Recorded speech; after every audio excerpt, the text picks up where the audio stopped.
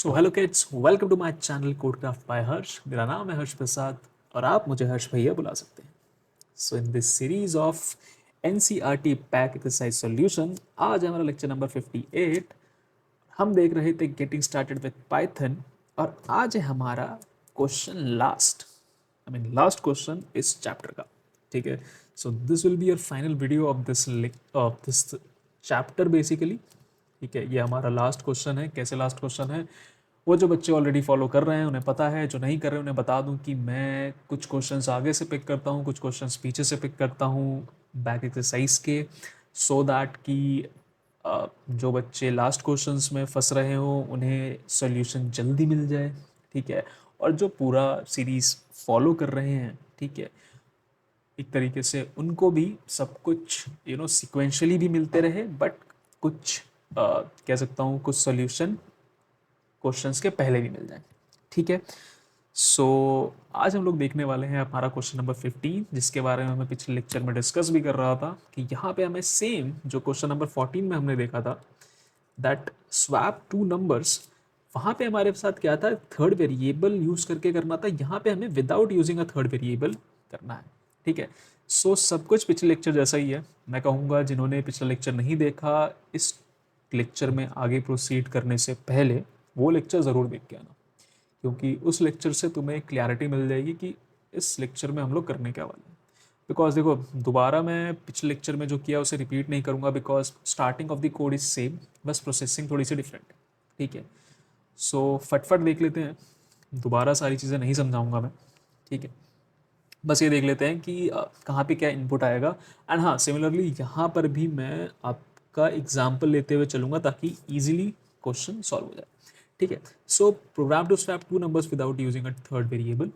So taking input from the user, हमने number variable में input लिया यूज़र से, उसे इंटीजर कन्वर्ट किया। सो लेट्स सपोज यहाँ पे हमने वैल्यू ले ली 7। ठीक है, नाउ सेकेंड इंटीजर के लिए भी हमने इनपुट लिया। सो सेकेंड नंबर में मान लो आपका वैल्यू आ जाता है 5। ठीक है, सो ये दो हम लोगों ने यूज़र से इनपुट ले लिया। ठीक है, नाउ बिफोर ये हमने प्रिंट कराया स्क्रीन पे डिस्प्ले ओरिजिनल वैल्यूज़, यहाँ पे हमने कहा बिफोर स्वैपिंग हमारा नंबर है 7 और हमारा num2 है 5। ठीक है, अभी तक हमने वैल्यू स्वैप नहीं की। ठीक है, now the processing part will come, that will differ. बस इतना वाला पार्ट ही आपका जो है वो डिफर करेगा। अच्छा, इसका एक और करने का सोल्यूशन है जो कि वन लाइनर है, वो अभी हम आगे देखेंगे, बट ये वाला लॉजिक भी समझ लो। ठीक है, मेरे को तो बड़ा इंटरेस्टिंग लगा था ये लॉजिक कि अच्छा इस तरीके से भी ये क्वेश्चन सॉल्व किया जा सकता है। ठीक है, सो ये वाला लॉजिक भी काफ़ी अच्छा है। तो इसमें हमने किया क्या है कि नंबर में हमने क्या किया, नंबर प्लस num2 को स्टोर करा लिया। अच्छा, तो नंबर में क्या वैल्यू चली गई हमारी फाइनली, नंबर को ओवरराइड किया। नंबर यहाँ पे हमारा एक्चुअली क्या था 7, उसमें हमने ऐड कर दिया 5, वो हो गया हमारा फाइनली 12। अच्छा, हमारा नंबर बन गया 12। अब num2 में क्या कर रहे हैं हम लोग, num2 में हम लोग नंबर जो ऑब्वियसली ओवरराइड हो चुका है, तो नंबर यहाँ से आएगा, दैट विल बी 12। उसमें से हम सब्ट्रैक्ट कर देंगे num2 को, तो num2 हमारा क्या था 5 था। ठीक है, 5 को सब्ट्रैक्ट किया, वैल्यू क्या आ जाएगी 7। अच्छा जी, अब नंबर को हमने दोबारा से ओवरराइड किया। यहाँ पे क्या किया, अभी नंबर क्या था, नंबर हमारे पास 12 आ रखा था, इस 12 की वैल्यू को दोबारा लिया, इसमें से हम num2 को सब्ट्रैक्ट कर देंगे। अब num2 क्या बन चुका है, num2 यहाँ पे ओवरराइड हो चुका है ना। सो अब यहाँ पे जो वैल्यू आएगी दैट विल बी 7। अच्छा, जब 7 माइनस करेंगे तो ये तो 5 हो गया। अरे भाई यार, ये तो स्वैप हो गया। सो लाइक देख रहे हो लॉजिक किस तरीके से बना है इस क्वेश्चन में प्रोसेसिंग का, कि मतलब दो वैल्यूज़ को पहले आपस में ऐड कर दिया। ठीक है, फिर उसमें से दूसरी वैल्यू सब्ट्रैक्ट कर ली, फिर दोबारा उस वैल्यू में से पहली वैल्यू को सब्ट्रैक्ट कर दिया। वाओ, आई मीन नाइस है, बहुत अच्छा ट्रिक। ठीक है, सो अब जो फाइनल रिजल्ट आएगा आपका, that will be after swapping it is num1 equal to 5, num2 equal to 7। ठीक है, एग्जाम्पल के साथ कराया है तो आई गेस तुम लोगों को ज़्यादा क्लैरिटी मिल गई होगी। अगेन चाहता तो इसको अभी मैं एक और तरीके से बता सकता हूँ बिना एग्जाम्पल लिए कि बैकग्राउंड में अगर सिर्फ वेरिएबल्स के थ्रू क्या चल रहा होगा तो उसमें ज़्यादा नहीं घुसते, लेट्स कीप इट सिंपल। ठीक है, एक लाइन का या दो लाइन का कोड याद भी कर सकते हो, नहीं तो लॉजिक समझ सकते हो। यहाँ पे बहुत सिंपल सा लॉजिक है कि दोनों वैल्यूज़ को ऐड कर देना। ठीक है, उसमें से फिर जो वैल्यू अगले स्टेप में जो वैल्यू ओवरराइड नहीं हुई है, या फिर ये कह लो हर जगह आपको नम टू, उसके बाद नम टू को ही सब्ट्रैक्ट करते जाना है नंबर में से, दैट्स इट। अगर ये लॉजिक तुम्हें पसंद आए तो, नहीं तो एक सिंगल लाइनर है यार, मतलब वो तो अलग ही है। एक ये हमने मल्टी असाइनमेंट पढ़ा था ना, मल्टीपल असाइनमेंट्स हम लोग कर सकते हैं वैल्यू की, पर किस पे कर सकते हैं, जो ऑलरेडी इंटीजर्स हमारे डिफाइंड है। लाइक नम वन को पहले ऑलरेडी डिफाइन करो, नम टू को ऑलरेडी डिफाइन करो, उसके बाद अगली लाइन में क्या करो, नम वन नम टू को ये कॉमा लगा के हमारा मल्टीपल असाइनमेंट होता है कि एक बारी में दो वैल्यू को असाइन कर रहे हैं हम लोग, और भी वैल्यूज को कर सकते हैं। अच्छा, नम वन में क्या इंस्टॉल स्टोर करा दिया नम टू, और नम टू में क्या स्टोर करा दिया नम वन। ठीक है, सो यहाँ से जो वैल्यू आएगी वो ये वाली स्टोर हो जाएगी, आई मीन उल्टा बना दिया, ये स्टोर हो जाएगी, यहाँ से नम वन में नम टू स्टोर हो जाएगा। ठीक है,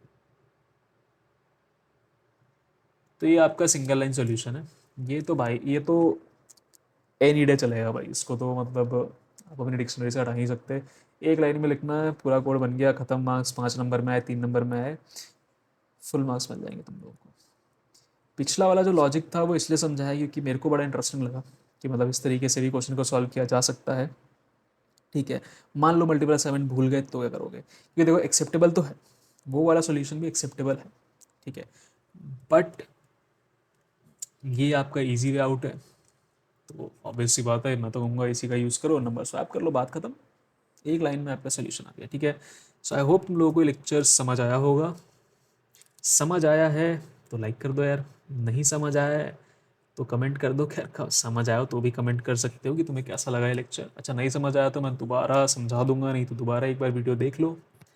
ठीक है, तुम्हें सारा कुछ डाउट क्लियर हो जाएगा, इतना तो मुझे यकीन है। और ये लेक्चर पसंद आए तो शेयर कर दो अपने दोस्तों में, जितना कर सकते हो उन्हें भी दिखाओ कि हाँ भाई, एक बढ़िया टीचर से तुम लोग पढ़ रहे हो। आई होप तुम लोगों को मैं अच्छा पढ़ा रहा हूँ। देखो, अपनी तरफ से मैं पूरा एफर्ट कर रहा हूँ कि अच्छे से अच्छा कंटेंट और इजी से इजी तरीके से तुम्हें समझा सकूँ। ठीक है, I don't want to make create ambiguity, कि कोई भी कोड तुम्हें इस तरीके से समझाऊँ कि वो एम्बिगुअस हो जाए कि यार ये तो बहुत ज़्यादा टेक्निकल हो गया, या फिर ये क्यों कर दिया। ठीक है, हाँ, कुछ प्रीरिक्विजिट्स हैं, कुछ चीज़ें तुम्हें पता होनी चाहिए पहले से, वो मैं मानता हूँ। लाइक ठीक है, प्रिंट स्टेटमेंट क्या करता है, इनपुट का क्या है, देखो सब पढ़ा रखा है मैंने। ठीक है, सो जो जो फॉलो कर रहा है, मेरे को नहीं लगता उन्हें किसी भी क्वेश्चन में कोई भी प्रॉब्लम आई होगी, क्योंकि लॉजिक एग्जाम्पल के साथ मैं तुम्हें समझा रहा हूँ और सरल शब्दों में समझा रहा हूँ। तो आई गेस ऐसा कुछ नहीं होगा जो तुम्हें समझ ना आ रहा। एंड मेरे लिए प्रोग्रामिंग और कंप्यूटर साइंस, अगर मैं ओवरऑल कंप्यूटर साइंस की बात करूं तो आई गेस मेरे लिए कंप्यूटर साइंस है, it should be understandable by all and in simple words. ठीक है, अगर सिंपल वर्ड्स में तुम्हें चीज़ें क्लियर हो रही हैं, ठीक है, तो उसके बाद तुम लोग अपने एंड से जो भी कीवर्ड्स हैं ऐड करके, चाहे किसी को एक्सप्लेन करना हो, चाहे आंसर राइटिंग हो, या कोड क्राफ्ट करना हो, सब कर सकते हो। ठीक है, वाह यार, अपने चैनल का प्रमोशन कर दिया मैंने, नाइस। ठीक है तो ठीक है, आई गेस तुम लोग मेरा विजन समझ रहे होगे। ठीक है, सो आई होप तुम लोगों को ये लेक्चर पसंद आया है। ठीक है, तो अब मिलते हैं अगले लेक्चर में चैप्टर 6 के साथ, क्वेश्चन नंबर 1 के साथ। ठीक है, सो स्टे ट्यून्ड किड्स, मिलते हैं अगले लेक्चर में, तब तक के लिए टेक केयर।